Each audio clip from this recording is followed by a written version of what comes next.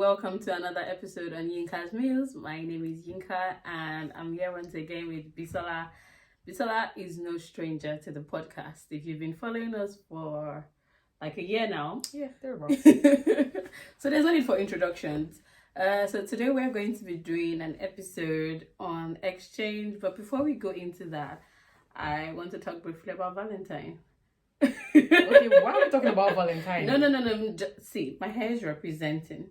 Okay. It's representing the season. Well, are we celebrating? Or are you celebrating? I'm not celebrating Valentine. I don't have a boyfriend. So. Valentine is coming. And you don't have a boo. And I never get a boo.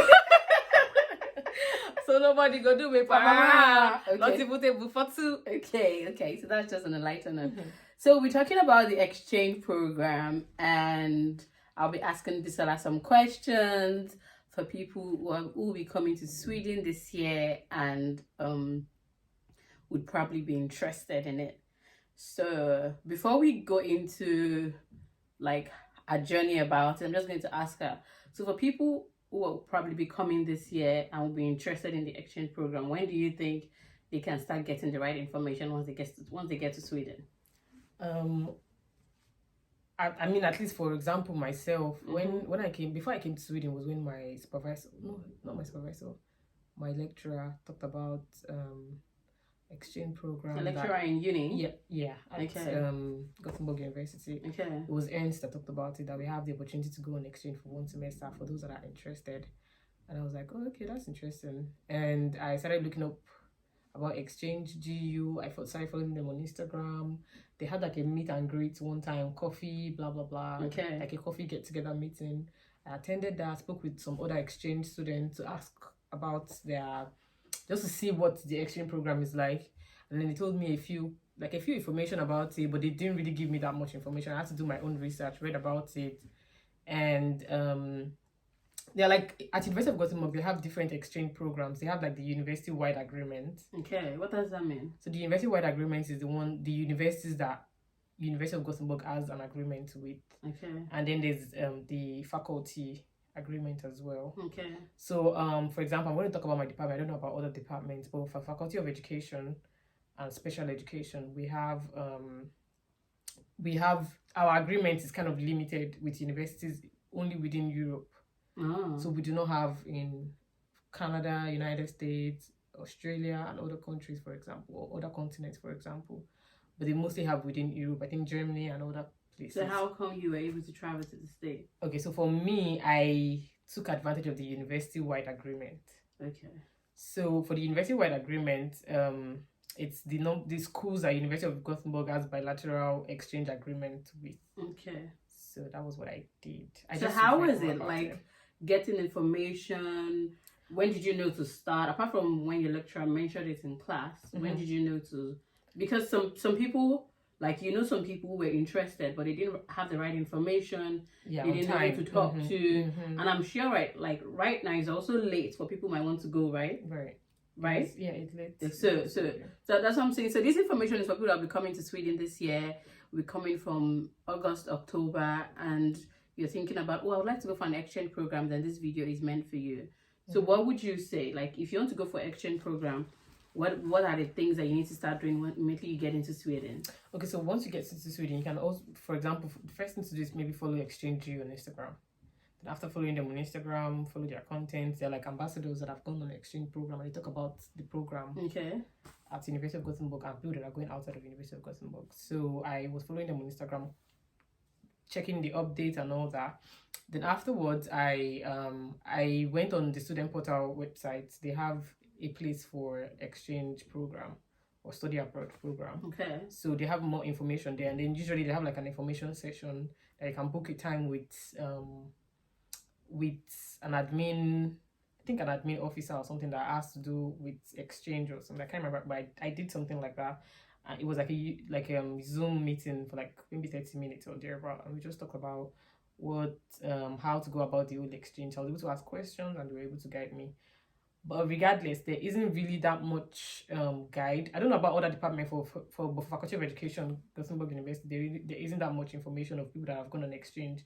Maybe because it's education, because you know what I mean. So people are not really taking that opportunity. Do you think that is do you think that there's not much information for people to go on exchange in your department or in your faculty, or because we have a lot of international students and they don't know where to look for that information? Yeah, I would say there isn't that much information from the department really, but whatever information that you need, you can get it from the university website, but not the department, or the people at the department don't really have that much information. I remember talking to my study counselor and she was like, oh, you have to find out yourself. She doesn't really know much about it because they've never had, like, maybe, for example, master's students go on exchange. So it's not something that they are used to. Okay, they know the so you're like the first. I mean, like, maybe not the first, I don't know, but they don't have that much people going on exchange semester. Okay, so let's get to the fun part. How was your experience? Like, when you look at, you've studied in Gothenburg, you studied in Nigeria, and she has studied in the United States of America. She's gathering all the educational experience. So can you tell us, like, how is it for you? Because I remember when I did an episode on the podcast about studying in Sweden for people who are interested to come and study in Sweden, and I just briefly mentioned that, okay, Bisola is not here today because she's in the United States, she's doing exchange program. I was more like, oh my, like the comment section was like, wow, somebody said it's the exchange program for me. So, so somebody like that is probably looking to come into Sweden and thinking, okay, I would like to go for an exchange program. What was the experience like for you? I mean, for me, it was something that I wanted, and the experience was amazing. I mean, I don't know how was it like, I can't contain my excitement about this, but was it like or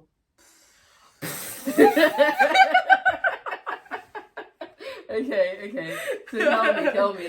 Because I want to live vicariously through our experiences, and I hope that you guys that are watching too, you want to live vicariously through our experiences. So tell us, how was it? Okay, so at first, when I got into the exchange program, tell us from when you left Sweden, the traveling, everything. Okay, so after I left Sweden, I applied for my visa, went for a visa interview. I went for the visa interview in Norway because at the time Sweden they were not attending to any. So you were gathering traveling experiences too. Right. So I had to go. I had to go to Norway for the visa appointment at the time, and then afterwards it was during summer, so I think the Swedish embassy was locked, or they were short staffed, as they said. So I had to go do it in Norway, and afterwards I got a visa. I started planning my trip, booked my flight ticket. Then I traveled from Gothenburg to Amsterdam. Then from Amsterdam to Atlanta. And then when I got into Atlanta, I'm like, beaches. Wait. It's over for you. Just kidding. But how did you feel? Like, okay, number one, you didn't have the issue about language when you got into the United States. Yeah, I mean, first thing, when I landed in Atlanta and I saw Black people. Oh my God. I was super excited. I mean, like, the border police that attended to me was also like the custom officer, the border police, or whatever they call them, at the port of entry was also a Black person. And I was like, yay! Like my color. Yep.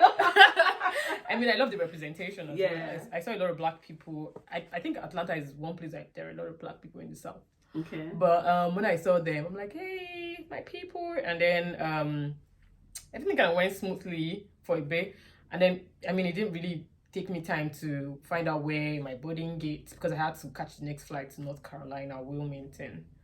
So I was settling down in school, classes, your lectures, like, tell me everything. It was smooth, really. I didn't have to go through anything, any hassles or whatever. As soon as I got to North Carolina, I sent an email before going because I needed accommodation. Getting accommodation was another struggle for me because I couldn't find anywhere, and I had to stay on campus because of that.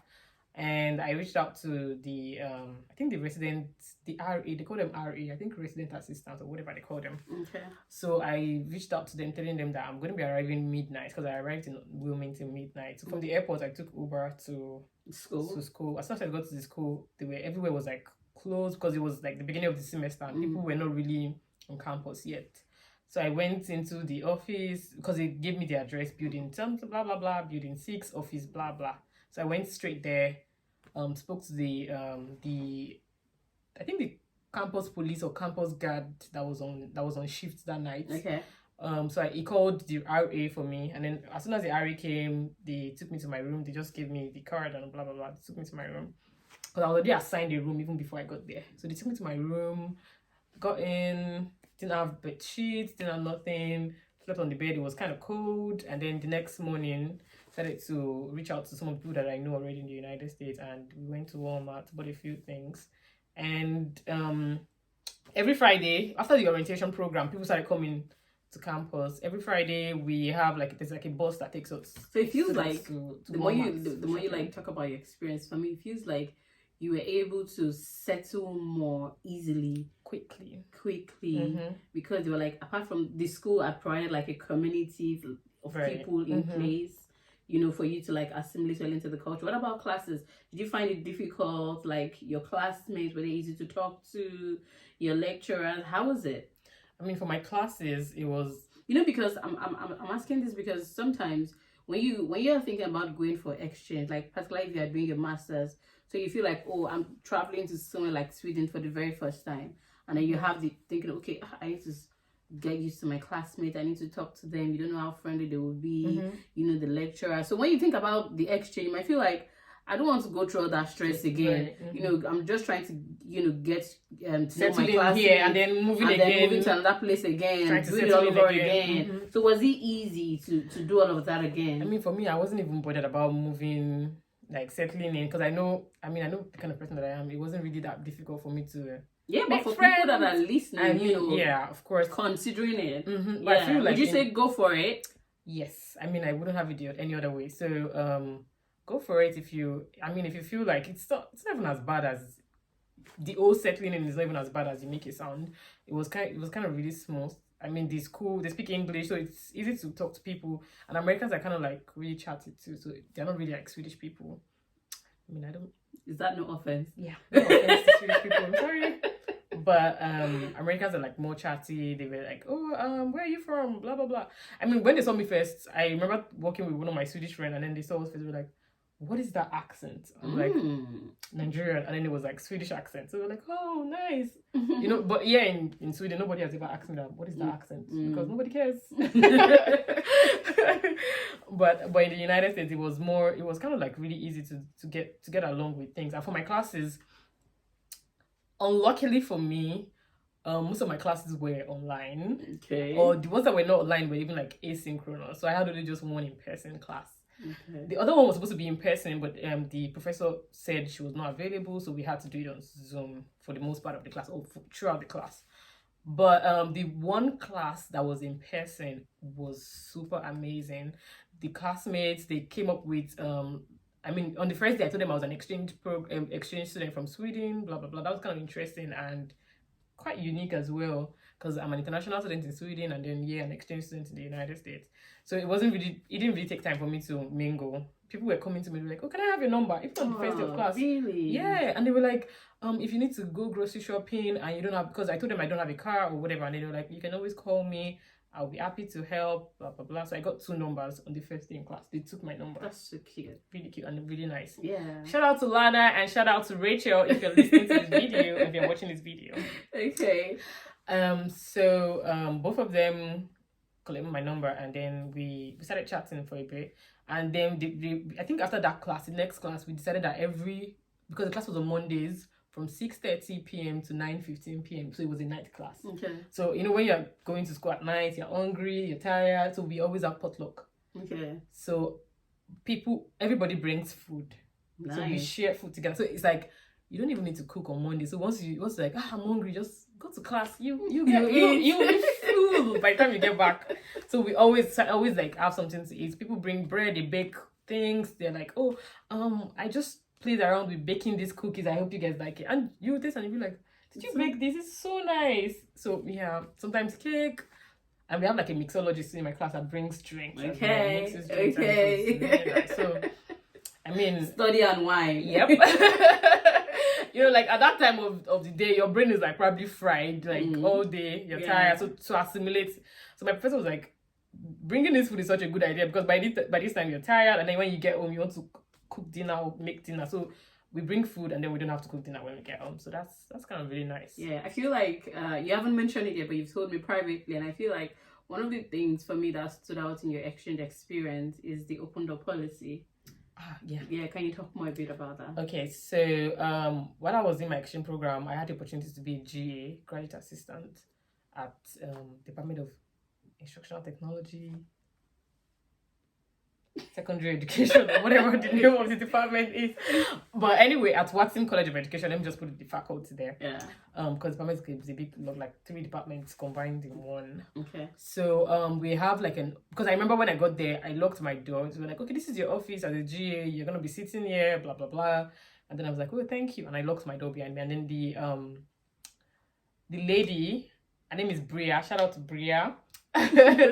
she told me, she was like, oh, Bisola, we have an open door policy here, so you have to have your door open. So I was like, that's interesting.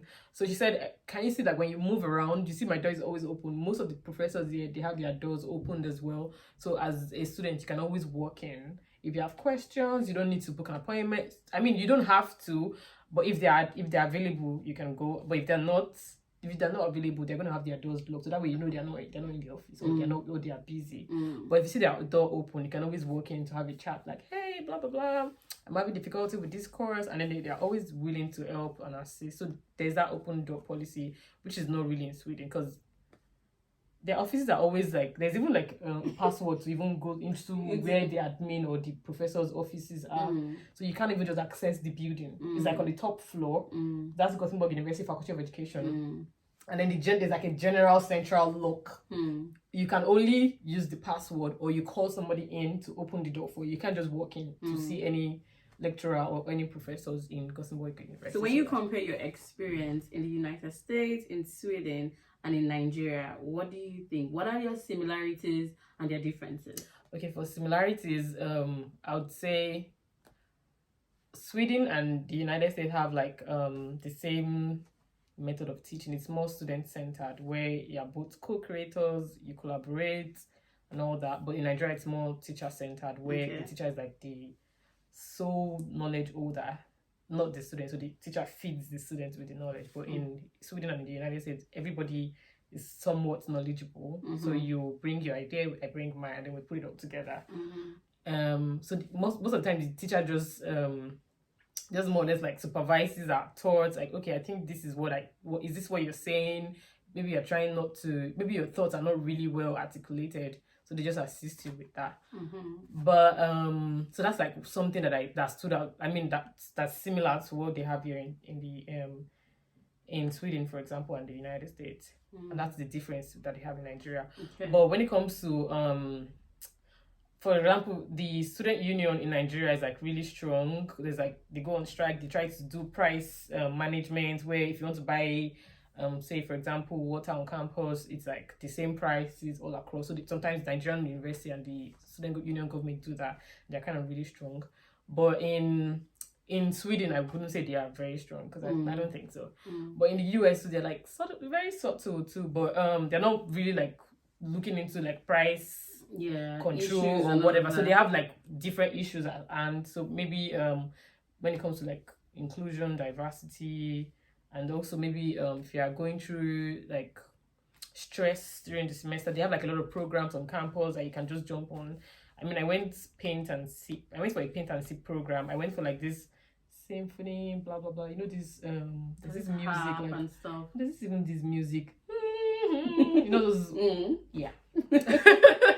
Not my shit though, but I attended that once, and it was quite interesting. There's like movie night on campus. I was gonna say that, and I feel like the United States and Nigeria have community building at the core of their educational system. They have built like whether in Nigeria, so apart from maybe clubs, we also have like religious groups, like whether it's MSN or CSN and all those things. And then in the United States, we have all of these communities too. Whether like you're a black person, there's like the Upperman Center for African Americans and Black students. And so that way they build this community, they put these communities in place where students can identify with those places. Yeah, and you can they don't feel left out, right. And they can thrive. Yeah, unlike here in Sweden. Yeah, it's like there's no black student or whatever. Nothing. We're actually in a blackish. This is black. Black. This is as black as it gets. No. That's not what I'm trying to say. Like, this is February. This is Black History Month. Right, but there's nothing like that here in Sweden. No. So you get what we're trying to say. If you don't get it, forget it. Forget about it.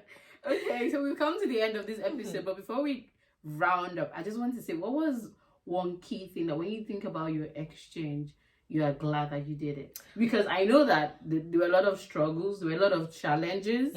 If we start, we cannot finish. Yeah. But what was that key thing? When you think about everything, like, oh my God, I'm glad I did this. What was that one thing for you? For me, it was like I learned a lot of things and I unlearned a lot of things as well. So it was more about the learning, and I mean, I made friends as well. I mean, everything in general, I'm just really grateful about the whole United States experience. There's nothing to pick and say, okay, this is what I like or this is what I do not really like. I mean, my rent was expensive and all that. I don't like that part. But for the most part, it was amazing and it was fun and I loved it. Every part of it. Okay, so we've come to the end of this episode. If you're coming to Sweden this year, hopefully, and okay guys, just a quick one, the SI scholarship is opened. If you've not started, I wish you guys all the best. Start now, hurry up. It closes February 20th. But anyway, if you're coming to Sweden this year, that means if you get the admission and you get the scholarship, or you have the money for the school fees and you are interested in going for an exchange program, once you're settled in around November, December, start talking to the right people. Yep. In January, I think applications to different schools open. Start applying. Start crossing your T's and dotting your I's. Absolutely. As usual, we wish you all the best from this place. Yeah, all the best. Cheers, guys. Bye.